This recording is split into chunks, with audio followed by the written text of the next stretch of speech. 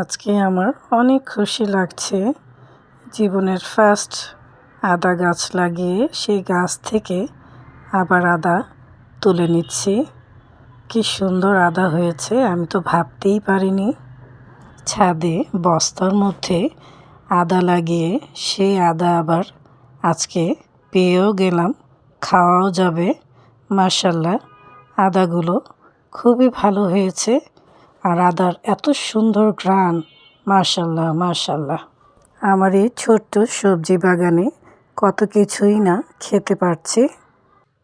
আর ডালিম গাছ থেকে আমাদের আপা একটা ডালিম কেটে নিচ্ছে। দেখেন কত সুন্দর একটা ডালিম হয়েছে, আর খেতেও কিন্তু অনেক ভালো লাগে। মাশাআল্লাহ, আদার সাইজটাও খুব একটা খারাপ না, ভালোই হয়েছে। সবচেয়ে বড় কথা, নিজের হাতে লাগানো গাছের ফলন খেতে পারছি। আলহামদুলিল্লাহ, আল্লাহর কাছে লাখ লাখ শুকরিয়া। আর এই যে আদা গাছগুলো, এগুলো আমি আবার লাগিয়ে দেব নতুন একটা বস্তার মধ্যে। আমি বড় বড় আদাগুলো সরিয়ে রেখে সব বেছে নিলাম। এখন এটা লাগিয়ে দেব। আশা করি এখান থেকেও আদা পাবো। আলহামদুলিল্লাহ, যতটুকু আদা পেয়েছি আমার কয়েকদিন হয়ে যাবে। আর এই আদা দিয়ে আমি লাল চাও বানিয়ে খাবো। আদাটা আমি লাল মাটিতে লাগিয়েছিলাম, আর লাল মাটি অনেক শক্ত, তাই মাটিগুলো ভালো করে ভেঙে গুঁড়ো করে তারপর আবারও আদা গাছ লাগিয়ে দিচ্ছি। আর উপরে জৈব সারও দিয়ে দিয়েছি।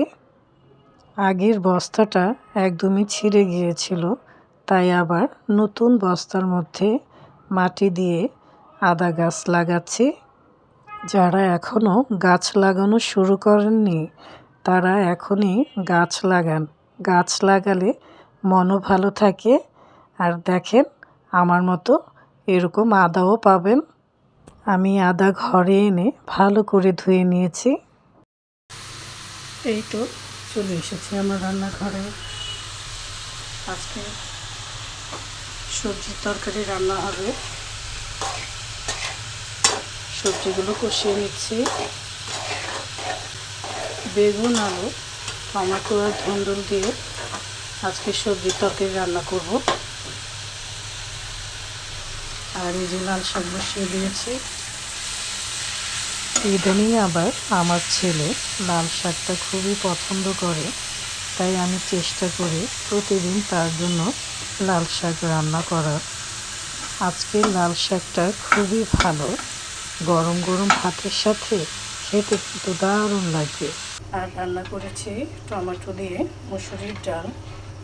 ডাল ছাড়া আবার আমার ঘরে একদমই চলে না। আর মাছের ভর্তা করব। গরম গরম ভাতের সাথে মাছের ভর্তা, যে কোনো ভর্তা খেতে কিন্তু আমার ভালোই লাগে।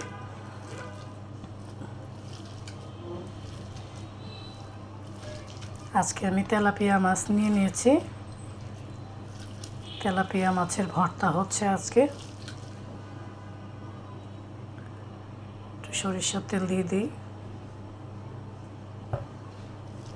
সরিষার তেল দেওয়াতে ভর্তার কালারটাই চেঞ্জ হয়ে গেল।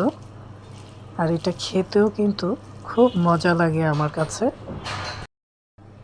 ভর্তাটা মাখানো হয়ে গেছে, এখন আমি উঠিয়ে নিচ্ছি। এই ধরনের ভর্তা হলে পেটটা ভরে খাওয়া যায়, আর অন্য কিছু লাগে না। আর রান্না করছি লাউ দিয়ে চিংড়ি মাছ। হালকা মশলা দিয়ে লাউ দিয়ে চিংড়ি মাছ আপনাদের ভাইয়ার খুবই পছন্দ। এই তো হয়ে গেছে সবজির তরকারি।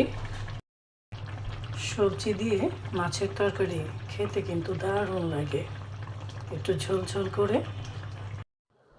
সবাই ভালো থাকবেন, সুস্থ থাকবেন।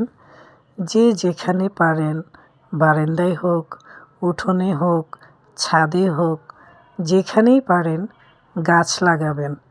গাছ লাগালে ফলনও পাওয়া যায় সুন্দর। দেখেন, আমিও পেয়েছি, আপনারাও পাবেন। আজকে আসি, আবারও দেখা হবে, কথা হবে। আল্লাহ হাফেজ।